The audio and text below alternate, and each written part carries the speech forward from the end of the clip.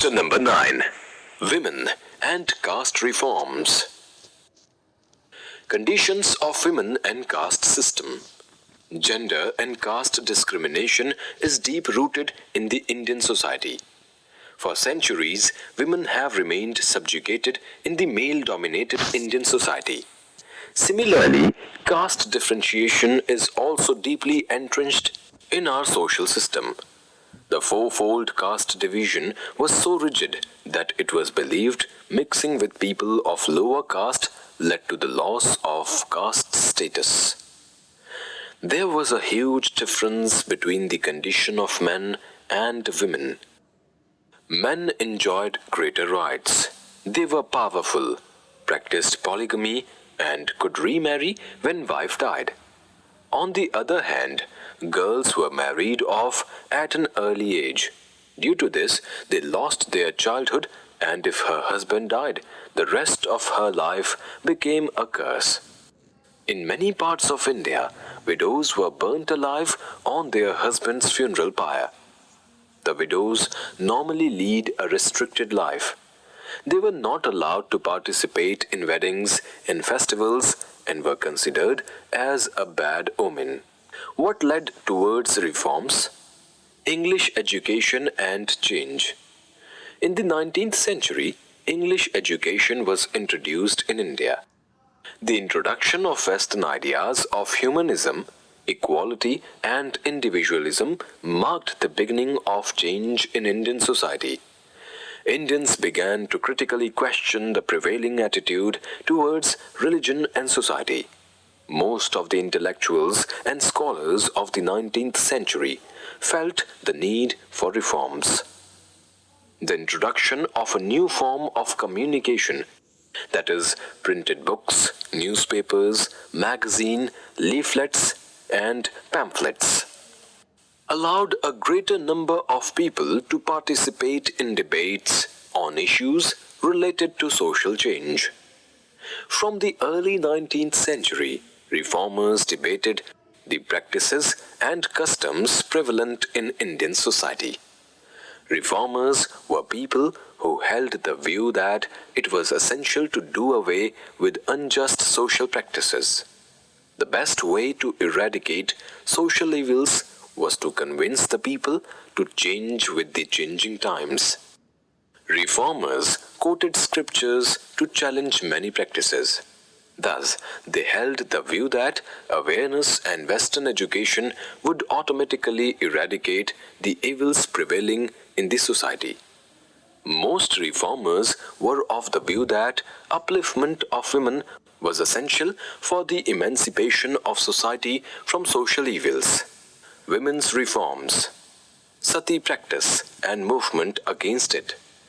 The most heinous social evil during the 19th century was the practice of Sati. In this custom, widows were immolated alive on their husband's funeral pyre. The Orthodox held the view that the act of self-immolation provided the victim's dead husband a spiritual salvation. The other belief was that the woman who committed Sati was reserved as a pure soul, a goddess. Raja Ram Mohan Roy started the Brahma Samaj in 1828. He was well versed in Sanskrit, Persian, and several other languages, and took the lead in raising his voice against this social evil. Basing his argument on scriptures, Ram Mohan Roy proved that the practice of Sati was neither humane nor sanctioned by ancient texts. He also led his campaign against Sati through his general Sambada Kaumudi. Arrival of Lord William Bentinck as Governor General helped the movement against Sati. In 1829, the British government passed a proclamation banning the practice of Sati. Widows and remarriage. The condition of widows was quite pathetic. They had to shave their heads and wear white clothes. They could not attend religious ceremonies and they ate only a specific kind of food. Social reformers of the 19th century raised their voice against the pitiable condition of the women.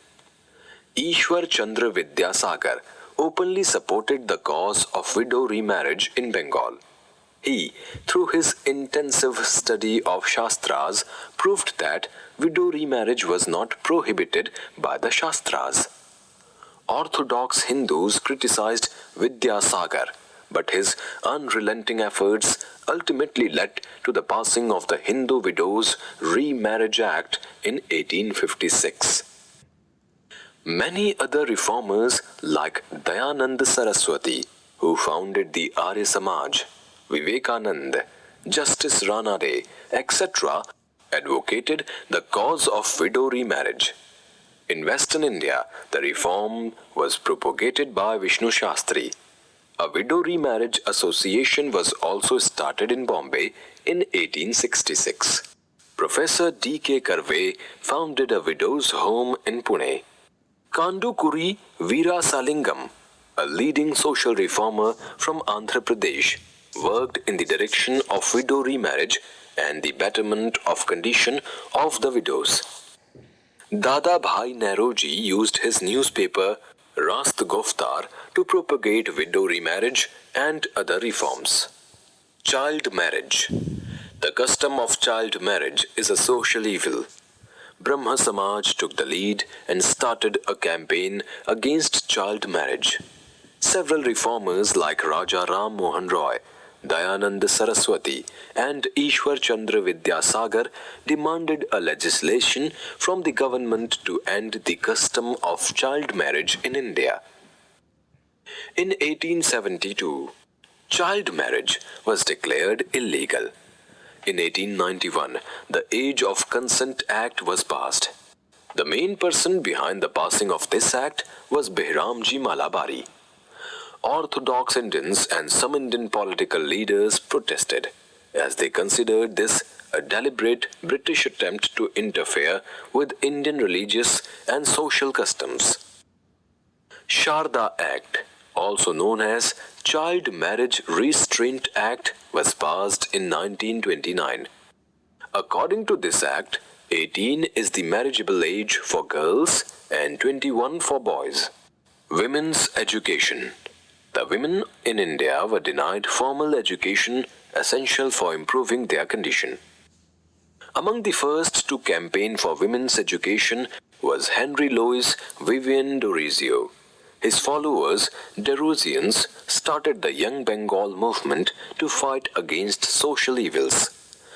In 1820s, some schools were set up by Christian missionaries for girls, but these schools remained unpopular. These missionary schools were criticized for advocating Christianity. In India, Western education was initially promoted by Parsi community.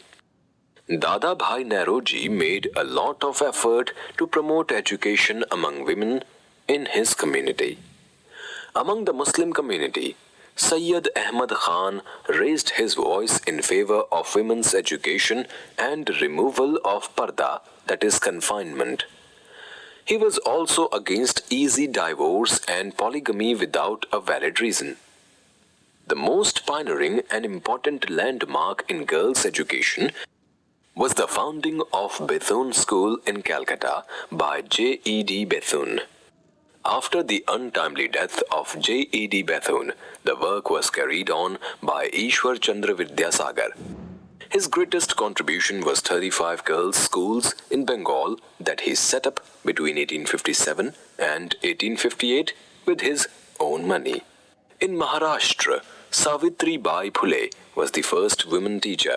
In 1848, Savitri Bai Phule with her husband Jyoti Rao Phule opened 5 schools for girls in and around Pune. Higher education. Several college courses were started in 1879. Bethune School was the first to start these courses. In the 1880s, Bethune College produced the first graduate, Kadambani Basu, who became the first female physician of India. Chandramukhi Basu became the first woman graduate of University of Calcutta. Women authors.